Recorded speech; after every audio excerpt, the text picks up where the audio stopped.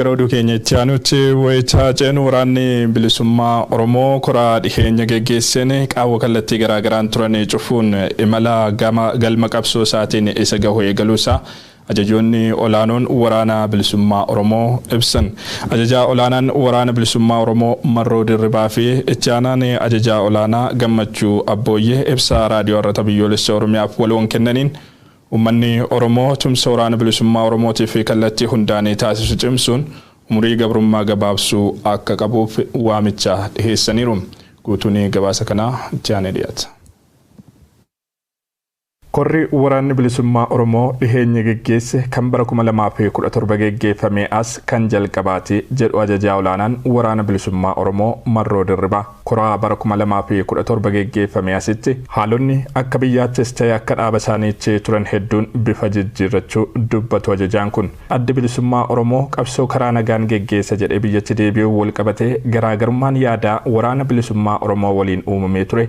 Adeemsa keenya keessatti qaawwa nutti uume qabaa kan jedhan ajajaan kun kora kanaan qaawwa ture furachuuf dandeenyeerra jedhu. Qaawwa uumames ni ture qaawwa hooggansaa sanas bakka buufachuu fi sirreeffachuun dirqama waan ta'eef korri sun gaggeeffame kora sanarratti gaa itti bahisaa akkuma itti bahee ABO jechuun addi bilisummaa Oromoo jaarmiyaan siyaasichaa fi akkasumas gooblaalee garaagaraa jiran keessaa gooblaanii keessumaa qabsoo bilisummaa Oromoo harka guddeessaa ittiin galmaan gahuu fi kawwee qabatee jiru dameen dantaa waraanaa ka waraana bilisummaa Oromoon qajeeluu wal qabatee dirreerraati adeemsifamuu qabaa murtoo jedhuu fi ejjennoo jedhu fudhannee akkasittiin waan qajeeluu qabu qajeelfannee. Kora dirreewwan qabsoo lixaa fi kibbaatti geggeeffame kanarratti akkaatuma haalli hayyameen qooda fudhattoota zooniiwwan maraa hirmaachisuu fi yaalameera jedhan hawaasa keessaas namoota hirmaachuu danda'aniif waamicha taasifame kan haalli mijateef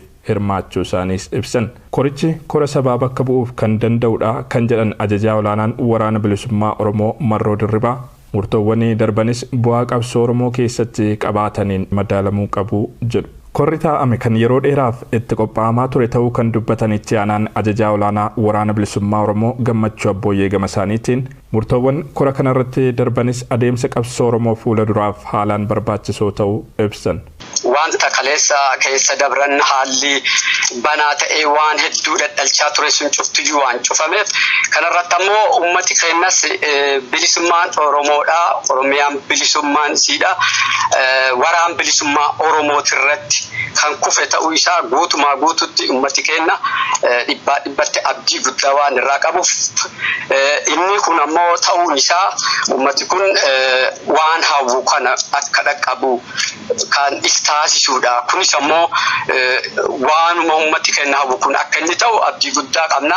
Waan lafkee jenne akkaataa itti deemnus inni kun fi haala amma biyyattii san keessatti deemaa jirurraa wal qabate qoodii nuti kennuudha malee ka duraanii caalaa waan ta'eef ni ta'a. Kanaaf gammachuun ummata kanaan ni dhugoomas jenna. Murtoowwan korri kun dabarse waraanni bilisummaa Oromoo ofirraa ittisuurraa gara haleeluutti akka ce'uuf kan dandeessisanidha. Bu'aan murtoowwan kanneenis qabatamaan mul'achuu eegaleera jedhu ajajoonni olaanoo waraana bilisummaa Oromoo kunneen. Imalli eegalame galma qabsoo Oromootiin kan nu gahu akka ta'uuf garuu namni gabrummaan saba isaatii isa quuqu kamiyyuu quba walitti qabuu dhiisee tumsa gama isaa cimsuun qabsoo Oromootti guduunfaa tolchaa deemuu qaba dhaamsa isaaniiti. Ummati keenya ka biyya alaas jiru ka biyya keessa jirus qooda guddaa kennuu qaba. Qooda guddaa hoggaa kenne waan jenne sun dhugoomsine Oromiyaa guutumaa guututti dhuunfachuu dandeenya waan taateef ka biyya keessa jiru waan cufaanuu nu bira dhaabbataa jira.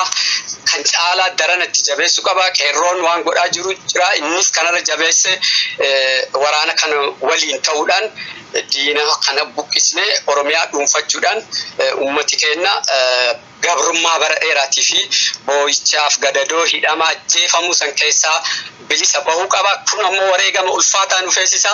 Wareegama ulfaataa kana baasaa jirra. Ummati keenyas kana baasuu qaba. Of eeggannoo guddaa gaafata. Bara dhufaa dabraan nuti itti dhiyaannee qabuun aadaa nu taatetti aadaa kanatti jijjiiruu fi nuti wareegama kafaluu jiru hin jijjiiramtillee jijjiiruu jirrallee galma hundeetti uummanni keenya bilchina irraa eegama. Quba waliin qabuu sun miti qabsoo keessaa hancaanee sun miti namni hundiyyuu gabrummaan nu keessa jirru iyyuu mataan ishee qabsoo waan taateef hundi keenya iyyuu ka gabrummaa Oromootti amannu qabsoo bilisummaa Oromoo keessa jirra jechuudha. Yoo deemne inni injifannaa.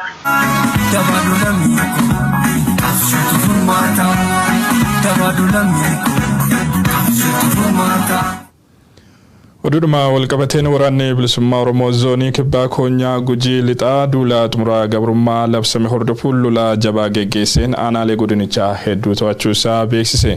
Iddoowwan to'atamanitti hawaasa waliin marii egeree qabsoo Oromoo irratti fuulleffatan geggeessuu kan himan ajajaanii koonyaa Gujii lixaa qabsaa Rabbirraan injifannoo waboonni argataa jiru cilee dibuuf sirni aangoo irra jiru shira garaagaraa xaxaa waan jiruuf irraa of eeggachuutu barbaachisaa jedhaniiru. Guutuun oduu kanaas ji'anii dhiyaata. Waraanni bilisummaa Oromoo duula xumura gabrummaa kutaalee Oromiyaa garaagaraatti geggeessaa jiru milkeenitti jiraachuu ibsuu irratti argama. Iddoowwan waraanni kun itti milkaa'ee jedhu keessaa immoo zoonii kibbaa jalatti kan argamu koonyaan Gujii lixaa isa tokko. Zoonii kibbaa koonyaa Gujii lixaa aanaa Bulee Horaa ganda Murii Toomaa. Wabo! Wabo! Wabo! Wabo! Ababiyat! Wabo! Ajajaanii koonyaa Gujii lixaa qabsaa Rabbirraan sochii godinichatti taasisaa jiran ilaalchisuun turtii raadiyoo har'ata biyyoolessa Oromiyaa waliin taasisaniin duula geggeessinutti milkoofne aanaalee hedduu to'achuufis dandeenyeerra jedhu. Bakkooteen waraanni bilisummaa Oromoo godina Gujii lixaa dhuunfate aanaa Bulee Horaa guutummaa guututti dhuunfatamee jira. Aanaan Malkaa Sooddaa guutummaa guututti dhuunfatamee jira. Aanaan Qarcaa guutummaa guututti dhuunfatamee jira. Aanaan Surroo Barguddaa guutummaa guututti dhuunfatamee jira. Aanaan Galaanaa guutummaa guututti dhuunfatamee jira. Lafti dhuunfatamte siin jedhu tun ammoo lafa duraan istiraatiijii diinaatiif qottuma diinaati. Kana qottuma diinaa kan biraa hin jiru. Bakkoota kana jira. Bakka ammoo guutummaa guututti bifa wal fakkaatuun dhuunfatee harcaatota diinaa, harcaatota piippii kaga ammaa uummata Oromoo rakkisaa dhiphisaa turan hunduma bittanneessee bakka isaan irraa walitti qojanitti deebi'ee jira. Injifannoo cimaadhaan goolabee jira. Iddoowwan to'annoo keenya jala jiranitti hawaasa waliin hariiroo gaarii qabnu cimsachaa jirra. Marii egeree qabsoo Oromoo fi egeree Oromiyaa ijaaruuf dandeessisanis geggeessaa jirra jedhu. Imalli waraana bilisummaa Oromoo bifa qindaa'een eegalame kun hanga walabummaa Oromiyaa dhugoomsuutti fullaa jedhu ajajaanii waraana bilisummaa Oromoo koonyaa Gujii lixaa. Sirni aangoo irra jiru gama isaatiin hololaan burjaajii uumuuf yaalii garaagaraa taasisaa jiraachuu ibsanii kaayyoon nuti qabsoofnuuf ifadha. Waraanni bilisummaa Oromoo baattuu ergama qaama kamiiyyuu akka hin taane uummanni keenya ammas hubachuu qaba jedhan. Uummat keenya waliin hubachuu qaba isin jiratti amma ololli kaadiree bilchiginnaatiin yookaan piipiitiin odeeffamaa jiru juuntaa harkatti isin deebisuuf ammal deebisee juuntaa isin saamsisuuf kan jiru kanarratti uummata burjaajessuuf afaan faajjessuu jiran jechuudha. Kana uummat keenya dhageeffachuu hin qabu. Olola isaaniiti maqi balleessu hooma isaan duraan dalagaa turani.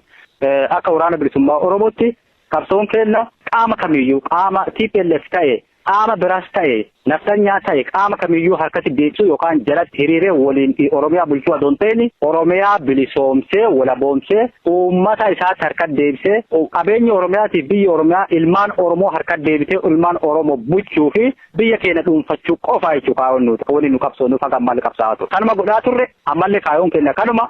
Sirni aangoo irra jiru injifannoowwan waraanni bilisummaa Oromoo yeroo ammaa galmeessisaa jiru cilee dibuufis shira garaagaraa xaxaa jiraachuu dubbatu ajajaan waraanaa kun. Sochii waraanni bilisummaa amma godhuu jiru kana keessatti himannaa uummati waraana bilisummaa Oromootiif godhu kana balleessuuf maqa balleessiif uummata wal jibbisiisuuf nama shan qaama hidhate qaama hin beekamne piippiidhaan hundeessee waraana bilisummaa Oromoo ifi fakkeessee wiigii mataa dhawatee uummata saamaa jiraachuu saamsisa saamaa jira. Aanaa Qarcaa keessatti ganda dibbisaa jedhamu keessatti nama lama ajjeesee jiraachuu qaamonni kun. Inni kun akkuma Oromiyaa goleelee Oromiyaa bakka hunda keessatti deemaa jiru bifa kanaan godina Gujii lixaa keessallee bifa kanaan socho'uu jirra.